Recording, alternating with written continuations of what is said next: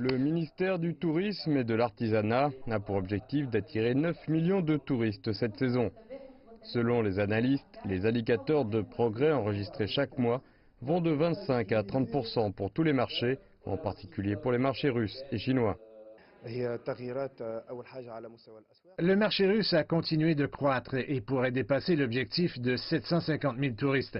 Le marché chinois a triplé cette année et le ministère du Tourisme a annoncé un plan visant à attirer 100 000 visiteurs chinois. Concernant le pèlerinage de la Griba à Djerba, les autorités ont souligné que tous les préparatifs étaient en cours en termes d'organisation et de sécurité pour cet événement qui se déroulera les 22 et 23 mai. C'est le rassemblement annuel des Juifs du monde entier en Tunisie. C'est un grand événement religieux et touristique.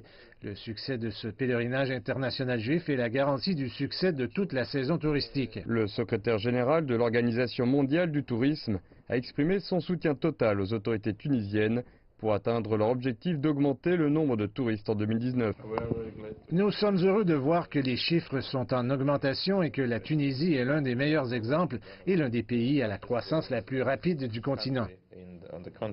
Les marchés du Maghreb, qui représentent à ce jour 44% des arrivées de touristes, ont connu une accélération puisque la Tunisie a reçu au cours du premier trimestre de 2019 environ 496 000 touristes algériens et 473 000 Libyens. De nombreux pays ont levé les restrictions sur les voyages en Tunisie ou dans des régions tunisiennes. Les derniers en date ont été l'Espagne cette semaine et le Japon en mars 2019. Les autorités de ces pays avaient interdit les voyages à destination de la Tunisie suite à la vague d'attentats terroristes contre le musée du Bardo dans la ville de Sousse.